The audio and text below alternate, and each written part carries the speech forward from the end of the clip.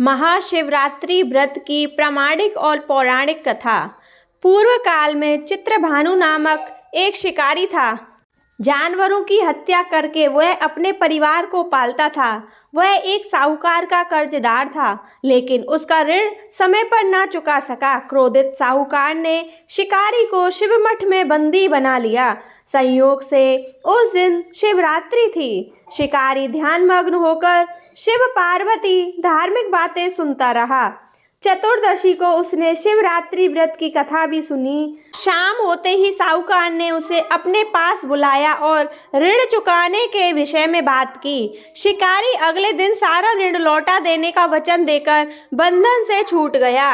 अपनी दिनचर्या की भांति वह जंगल में शिकार के लिए निकला, लेकिन दिन भर बंदी गृह में रहने के कारण भूख प्यास से व्याकुल था। शिकार खोजता हुआ वह बहुत दूर निकल गया।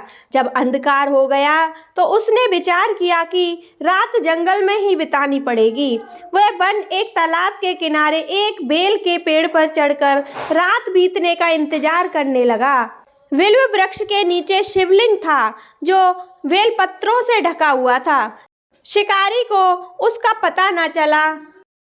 पड़ाव बनाते समय उसने जो टहनियां तोड़ी, वे संयोग से शिवलिंग पर गिरती चली गई। इस प्रकार दिन भर भूखे प्यासे शिकारी का व्रत भी हो गया और शिवलिंग पर बेलपत्र भी चढ़ गए। पर पहर रात्रि बीत जाने पर एक गर्भवती हिरनी तालाब पर पानी पीने पहुंची। शिकारी ने धनुष पर तीर चढ़ाकर ज्यों ही प्रत्यंचा खींची। हिरनी बोली, मैं गर्भवती हूँ, शीघ्र ही प्रसव करूंगी। तुम एक साथ दो जीवों की हत्या करोगे, जो ठीक नहीं है। मैं बच्चे को जन्म देकर शीघ्र ही तुम्हारे समक्ष प्रस्तुत हो जाऊंगी, तब मार लेना। शिकारी ने प्रत्यंचा ढीली कर दी और हिरनी जंगल झाड़ियों में लुप्त हो गई। प्रत्यंचा चढ़ाने तथा ढीली करने के वक्त विल्प पत्र अनायास ही टूटकर शिवलिंग पर गिर गए। इस प्रकार उससे अनजाने में ही प्रथम प्रहर का पूजन भी संपन्न हो गया। कुछ ही देर बाद एक और हिरनी उधर से निकली। शिकारी की प्रसन्नता का ठिकाना न रहा। समीप आने पर उसने धनुष पर बाण चढ़ाया। तब उसे देख हिरनी ने विनम्रतापूर्वक निवेदन किया, हे शिकारी, मैं थोड़ी देर पहले ऋतु में निवृत्त हुई हूँ। कामातुर हिरणी हूँ, अपने प्रिय की खोज में भटक रही हूँ। मैं अपने पति से मिलकर शीघ्र ही तुम्हारे पास आ जाऊंगी। शिकारी ने उसे भी जाने दिया। 2 बार शिकार को खोकर उसका माथा ठनका। वह चिंता में पड़ गया। रात्रि का आखिरी पहर बीत रहा था। इस बार भी धनुष से लगकर कुछ बेलपत्र शिवलिंग पर जा गिरे तथा दूसरे प्रहर की पूजा भी संपन्न हो गई। तभी एक अन्य हिरनी अपने बच्चों के साथ उधर से निकली। शिकारी के लिए स्वर्णीय अवसर था। उसने धनुष पर तीर चढ़ाने में देर नहीं लगाई। वह तीर छोड़ने ही वाला था। हिरनी बोली, हे शिकारी, मैं इन बच्चों को इनके पिता के हवाले करके लौट आऊंगी। इस समय मुझे मत मारो। शिकारी हंसा और बोला, सामने आए शिकार को कौन छोड़ता है? मैं ऐसा मूर्ख नहीं। इससे पहले मैं 2 बार अपना शिकार खो चुका हूँ। मेरे बच्चे भूख प्यास से व्यग्र हो रहे हैं। उत्तर में हिरनी ने फिर कहा, मैं जैसे तुम्हें अपने बच्चों की ममता सता रही है, ठीक वैसे ही मुझे भी। हे शिकारी, मेरा विश्वास करो, मैं इन्हें इनके पिता के पास छोड़कर तुरंत लौटने की प्रतिज्ञा करती हूँ। हिरनी का दुख भरा स्वर सुनकर शिकारी को उस पर दया आ गई। उसने उस मृगी को भी जाने दिया। शिकार के अभाव में तथा भूख प्यास से व्याकुल शिकारी अनजाने में ही बेल वृक्ष पर बैठा बेलपत्र तोड़ तोड़ कर नीचे फेंकता जा रहा था। पौ फटने को हुई तो एक हष्टपुष्ट मृग उसी रास्ते पर आया।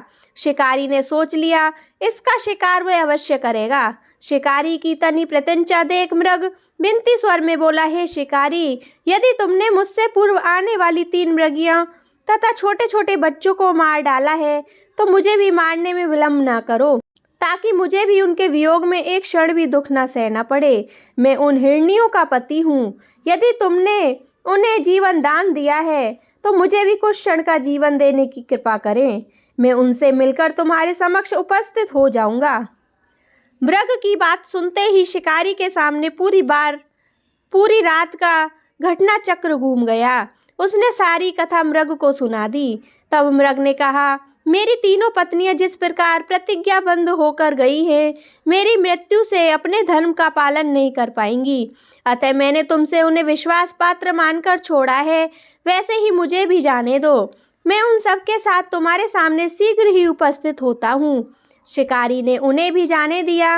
इस प्रकार प्रातः हो गई। उपवास, रात्रि जागरण तथा शिवलिंग पर बेलपत्र चढ़ने से अनजाने में ही शिवरात्रि की पूजा पूर्ण हो गई। पर अनजाने में भी हुई पूजन का परिणाम उसे तत्काल मिला। शिकारी का हिंसक हृदय निर्मल हो गया, उसने भगवत शक्ति का वास हो गया। थोड़ी ही देर बाद वह मृग सपरिवार शिकारी के समक्ष उपस्थित हो गया ताकि वह उनका शिकार कर सके। किंतु जंगली पशुओं की ऐसी सत्यता, सात्विकता एवं सामूहिक प्रेम भावना देखकर शिकारी को बड़ी ग्लानि हुई। उसने मृग परिवार को जीवन दान दे दिया।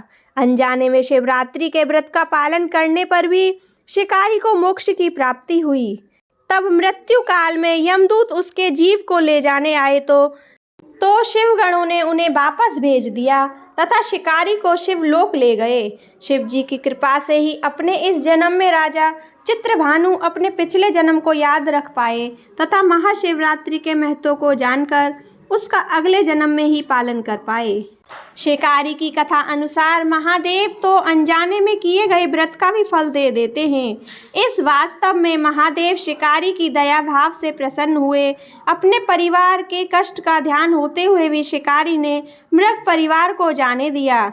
यह करुणा ही वास्तविक उस शिकारी को उन पंडित एवं पुजारियों से उत्कृत बना देती है जो सिर्फ रात्रि जागरण, उपवास एवं दूध, दही, बेलपत्र आदि द्वारा शिव को प्रसन्न कर लेना चाहते हैं। इस कथा से सबसे महत्वपूर्ण बात यह है, इस कथा में अनजाने में हुए पूजन व विशेष बल दिया जाता है। इसका अर्थ यह नहीं है कि शिव किसी प्रकार से किए गए पूजन को स्वीकार कर लेते हैं अथवा भोलेनाथ जाने या अनजाने में हुए पूजन में भेद नहीं कर सकते। वास्तव में वह शिकारी शिव पूजन नहीं कर रहा था। इसका अर्थ यह भी हुआ कि वह किसी तरह से किसी फल की कामना भी नहीं कर रहा था। उसने मृग परिवार को समय एवं जीवन दान दिया तो शिव पूजन के समान है। शिव का अर्थ है कल्याण होता है। उस निरीह प्राणियों का कल्याण करने के कारण ही वह शिव तत्व को जान पाया। उसका शिव से साक्षात्कार हुआ। परोपकार करने के लिए महाशिवरात्रि का दिवस होना ही आवश्यक नहीं है। पुराण में 4 प्रकार के शिवरात्रि पूजन का वर्णन है। मासिक शिवरात्रि, प्रथम आदि शिवरात्रि तथा महाशिवरात्रि। पुराण वार्षिक अंतिम शिवरात्रि है। नित्य शिवरात्रि वस्तुतः प्रत्येक रात्रि ही शिवरात्रि है। अगर हम उन परम कल्याणकारी आशुतोष भगवान में स्वयं को लीन कर दें तथा कल्याण मार्ग का अनुकरण करें, वही शिवरात्रि का सच्चा व्रत है। बोलो हर हर महादेव।